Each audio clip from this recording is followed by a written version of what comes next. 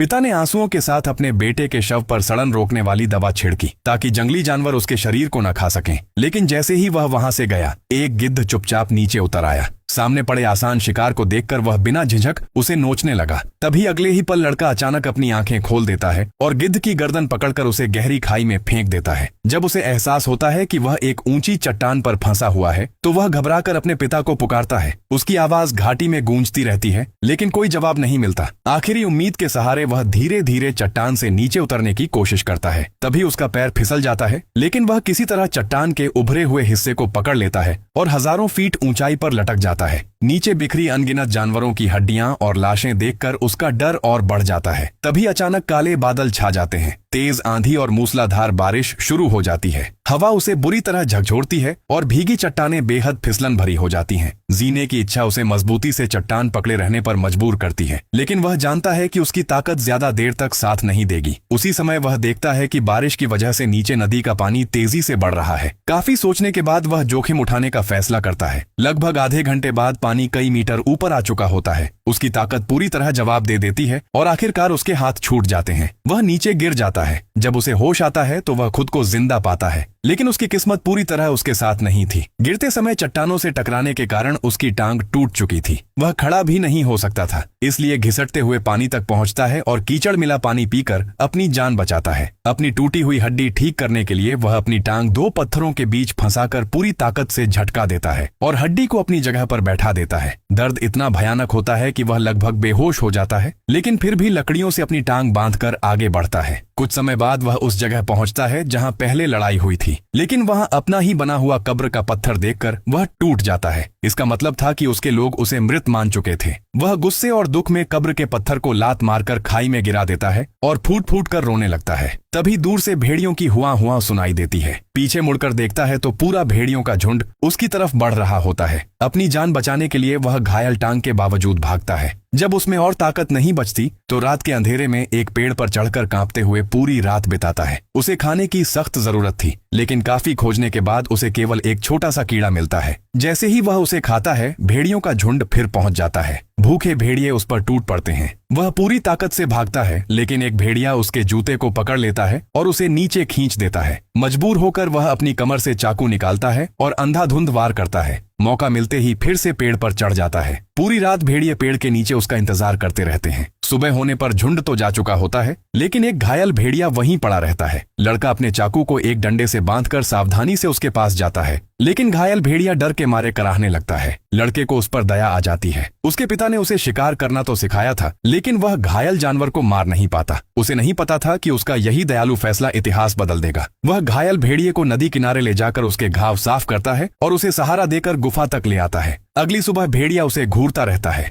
लड़का बिना डरे बाहर जाकर जड़ी बूटियां इकट्ठी करता है और अपने घावों पर लगाता है। इसी दौरान भेड़िया अपने मुंह पर बंधी रस्सी खोल लेता है और अपने नुकीले दांत दिखाता है, लेकिन लड़का पीछे नहीं हटता। वह प्यार से उससे बात करता है और उसे शांत करता है। भेड़िया समझ जाता है कि यह लड़का उसे नुकसान नहीं पहुंचाएगा, इसलिए वह पहली बार किसी इंसान के हाथों से पानी पीता है। लेकिन उनकी मुश्किलें अभी खत्म नहीं हुई थीं। उनके पास खाना नहीं था, ठंड का मौसम आने वाला था और लड़के को जल्द से जल्द अपने कबीले लौटना था। फिर भी वह किसी जीव को मारने की हिम्मत नहीं जुटा पा रहा था, इसलिए कीड़े मकोड़े खाकर पेट भरता था। लेकिन भेड़िया इससे खुश नहीं था। उसका पेट इन चीजों से नहीं भर सकता था। एक दिन लड़का आखिरकार अपने डर पर जीत हासिल करता है और पहली बार शिकार करने का फैसला करता है। अब दोनों को भरपेट खाना मिलने लगता है, लेकिन मांस की खुशबू भेड़िए का भी ध्यान खींचती है। वह धीरे धीरे आगे बढ़ता है और मौके का इंतजार करता है। लड़का जंगल का नियम अच्छी तरह जानता था, इसलिए वह कच्चे मांस का एक टुकड़ा फाड़कर अपने अधिकार का संकेत देता है ताकि भेड़िया उसे अपना नेता मान ले। फिर वह लकड़ियां रगड़कर आग जलाता है और खाना पकाता है। बेचारा भेड़िया छोटे पिल्ले की तरह आवाज निकालकर मानो उससे थोड़ा मांस मांग रहा था। जब लड़के को यकीन हो गया कि अब भेड़िया उसका सम्मान करता है, तो उसने बचा हुआ मांस उसे भी दे दिया। कुछ दिनों में दोनों के घाव लगभग ठीक हो गए। लड़का समझ गया कि अब घर लौटने का समय आ गया है। वह भेड़िए से बिछड़ना नहीं चाहता था, लेकिन अगर देर करता तो रास्ते में ही मर जाता। इसलिए उसने भारी मन से उससे विदा ली और बिना पीछे देखे चल पड़ा। लेकिन भेड़िया उसे छोड़ने के लिए तैयार नहीं था। लड़का जहां भी जाता वह चुपचाप उसके पीछे पीछे चलता। लड़का उसे डांटता तो वह आज्ञाकारी होकर बैठ जाता। यहाँ तक कि जब लड़का उसे भगाने के लिए लकड़ी फेंकता तो वह उसी लकड़ी को उठाकर वापस उसके पास ले आता। कहा जाता है कि इसी तरह इंसानों का पहला कुत्ता पैदा हुआ। लड़के ने उसका नाम अल्फा रखा। इसके बाद दोनों साथ साथ घर की यात्रा पर निकल पड़े। रात होने पर अल्फा सबसे पहले पहाड़ी के नीचे कुछ जंगली सुअर देखता है। वह तुरंत उन पर हमला करता है और उन्हें लड़के की तरफ हाँक देता है, लेकिन लड़का भाला हाथ में होने के बावजूद वार नहीं कर पाता। इस तरह दोनों का पहला शिकार असफल हो जाता है। अल्फा को लगने लगता है कि शायद उसने गलत मालिक चुन लिया है। वह उसे छोड़कर जाने की सोचता है, लेकिन लड़के की पुकार सुनकर रुक जाता है।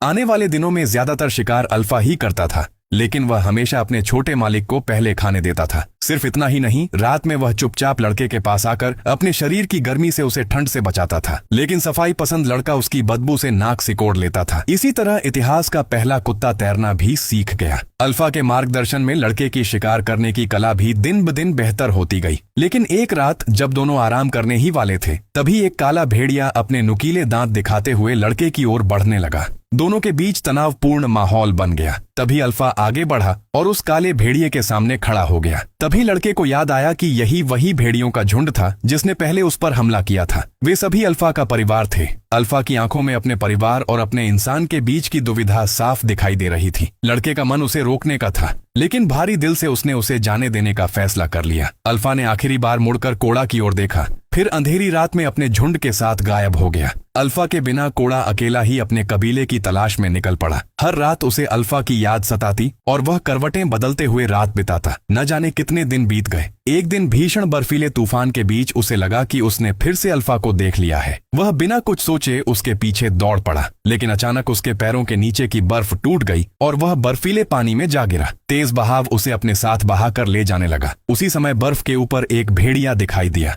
वह अल्फा था जो उसे बचाने लौट आया था। कोड़ा पूरी ताकत से बर्फ तोड़ने की कोशिश करता है, लेकिन उसका वजन इतना कम था कि बर्फ नहीं टूटी। तब उसने अपनी कमर से चाकू निकाला और बर्फ तोड़ दी। अल्फा ने उसके कपड़ों को दांतों से पकड़कर उसे बाहर खींच लिया। बर्फ जैसे ठंडे पानी ने उसके शरीर को सुन्न कर दिया था। बाहर निकलते ही उसने जल्दी जल्दी लकड़ियां रगड़कर आग जलाई। आग जलने के बाद उसने अपने भीगे कपड़े उतारे और बर्फ पर लेटकर अल्फा को गले लगाकर उसके शरीर की गर्मी से खुद को बचाया। लेकिन इसके बावजूद वह गंभीर रूप से बीमार पड़ गया। इस बार अल्फा उसे छोड़कर नहीं गया। वह लगातार उसके साथ बर्फीले तूफान में आगे बढ़ता रहा। कई दिनों बाद उन्हें आखिरकार एक इंसान दिखाई दिया। कोड़ा खुशी से उसकी ओर भागा, लेकिन पास पहुंचने पर देखा कि वह आदमी ठंड से मर चुका था। उसकी उम्मीद फिर से टूट गई। उसने उस आदमी के तंबू में काफी तलाश की, लेकिन खाने को कुछ नहीं मिला। सिर्फ एक धनुष और कुछ तीर मिले। मजबूरी में दोनों फिर आगे बढ़ गए, लेकिन कुछ ही दूर जाने पर अचानक हिमस्खलन शुरू हो गया। वे जान बचाने के लिए भागे और एक गुफा में घुस गए। तभी अल्फा गुफा के अंदर घूरने लगा। वहां एक विशाल काला भालू छिपा बैठा था। भालू ने कोड़ा को देखते ही हमला कर दिया। उसी पल अल्फा उसके सामने कूद पड़ा और भालू से भिड़ गया, लेकिन आकार में बहुत छोटा होने के कारण वह भालू के सामने टिक नहीं पा रहा था। तभी कोड़ा ने धनुष उठाया और सही निशाना लगाकर भालू को मार गिराया। भालू तो मर गया, लेकिन अल्फा बुरी तरह घायल हो चुका था। उसने मुश्किल से उठकर पहले यह देखा कि कोड़ा सुरक्षित है या नहीं।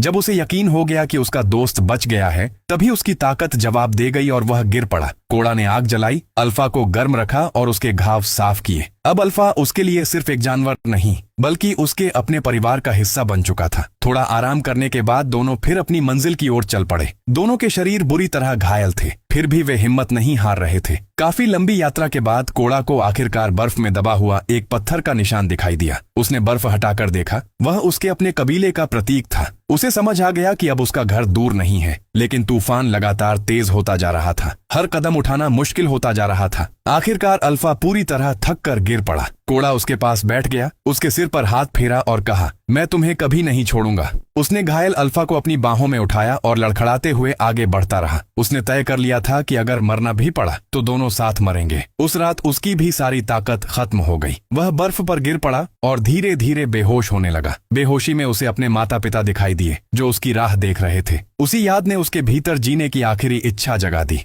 वह फिर उठ खड़ा हुआ, अल्फा को सीने से लगाए आगे बढ़ता रहा। उसे यह भी नहीं पता था कि अल्फा जिंदा है या नहीं, लेकिन उसने उसे छोड़ना स्वीकार नहीं किया। आखिरकार उसकी मेहनत रंग लाई। उसे अपना कबीला दिखाई दे गया। वह लड़खड़ाते हुए गांव पहुंचा। जैसे ही उसने अपने पिता को देखा, उसकी सारी ताकत खत्म हो गई और वह बेहोश होकर गिर पड़ा। उसके पिता दौड़कर आए और उसे गले से लगा लिया। बेहोश होने से पहले कोड़ा ने सिर्फ एक बात कही, पिताजी, अल्फा को बचा लीजिए। जब उसे दोबारा होश आया तो उसने देखा कि अल्फा उसके पास ही लेटी हुई है। उसके साथ छोटे छोटे भेड़िए के बच्चे भी थे। तब सबको पता चला कि अल्फा पूरे समय गर्भवती थी। इसके बावजूद उसने अपनी जान जोखिम में डालकर कोड़ा की रक्षा की थी। कुछ समय बाद कबीले वालों की देखभाल से कोड़ा और अल्फा दोनों पूरी तरह स्वस्थ हो गए। अल्फा के बच्चे भी धीरे धीरे बड़े होने लगे। इसके बाद उस कबीले का हर शिकारी शिकार पर जाते समय अपने साथ एक भेड़िया ले जाने लगा और इसी तरह दुनिया के पहले कुत्ते का जन्म हुआ। बाद में इंसानों ने इन भेड़ियों को एक नया नाम दिया, भेड़िया कुत्ता।